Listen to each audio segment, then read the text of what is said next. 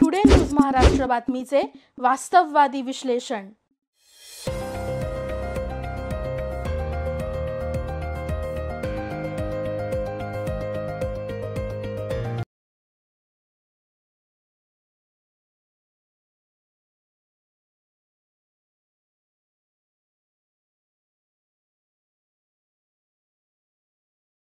Today news महाराष्ट्रामध्ये आपलं सर्व प्रेक्षकांचं स्वागत आहे। मी सध्या आहे मोहोळ शहरामध्ये।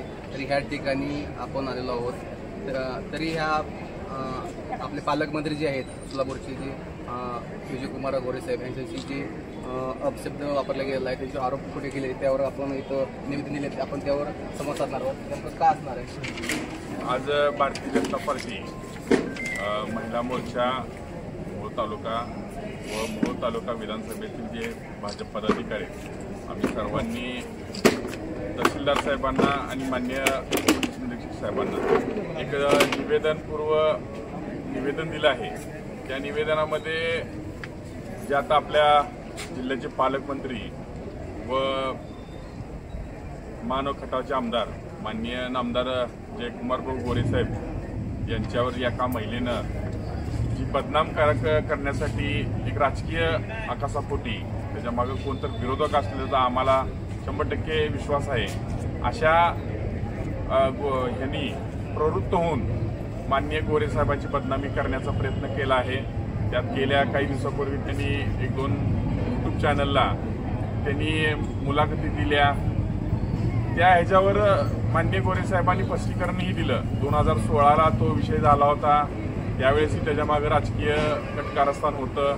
ते 2017ला त्यातून नामदार साहेब मंत्री महोदय मुक्त झाले।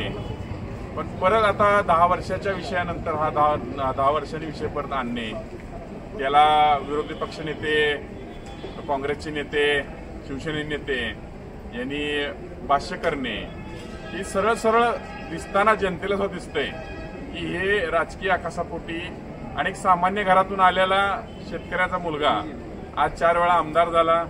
आज त्यांना मंत्रीपद भाजपच्या माध्यमातून मंत्रीपद मिळालं।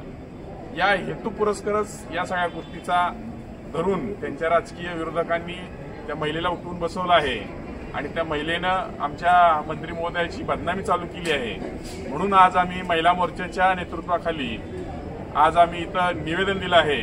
या निवेदनामध्ये आम्ही दोन्ही तहसीलदार साहेब आणि पोलीस निरीक्षक साहेब यांना विनंती केली आहे की बदनामी थांबली पाहिजे आणि ह्याच्या मागे जी महिला आहे ती जी येते आणि त्याच्या मागे आणखीन कोण आहे याचा शोध करून या सर्वांवर कायदेशीर कारवाई करावी, यांना अटक करावी आणि जो हा राजकीय हेतून जे चालू आहे बदनामीचं काम ते बंद करावं। याकरिता आम्ही आज मोहोळ तालुका महिला मोर्चाच्या अध्यक्ष माननीय अर्चनाताई बचुटेताई यांच्या नेतृत्वाखाली आज आम्ही सर्वजण इथं आलो, निवेदन दिलं। यावेळेस आमच्या महिला मोर्चाच्या जिल्हा उपाध्यक्ष मंगलताई ओळ, त्याचसोबत तालुका उपाध्यक्ष गोरेताई, जिल्हा उपाध्यक्ष सतीश अप्पा काळे, मी जिल्हा उपाध्यक्ष सुशील भैया क्षीरसागर, तालुकाध्यक्ष मुजीबाई मुजावर, महेश सोनी, त्यासोबत विष्णुपंत चव्हाण, अविनाशजी पांढरे, नागेश मेजर क्षीरसागर, त्यासोबत ॲडव्होकेट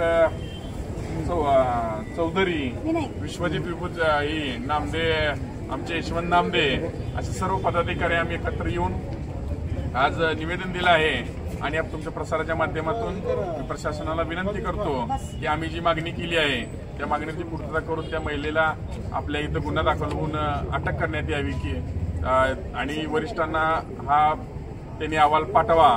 आणि त्या महिलेनं आणखीन असंच करत राहिले तर महिला मोर्चाच्या आणि आमच्या सर्वांच्या पदाधिकाऱ्यांच्या नेतृत्वात आम्ही पुन्हा एकदा आणखीन आंदोलनाला आम्ही मोहोळमध्ये बसणार आहोत। जोपर्यंत आमच्या मंत्री महोदयाची बदनामी आणि त्या महिलेवर कारवाई होत नाही तोपर्यंत आम्ही शांत बसणार नाही। धन्यवाद। जय हिंद, जय महाराष्ट्र।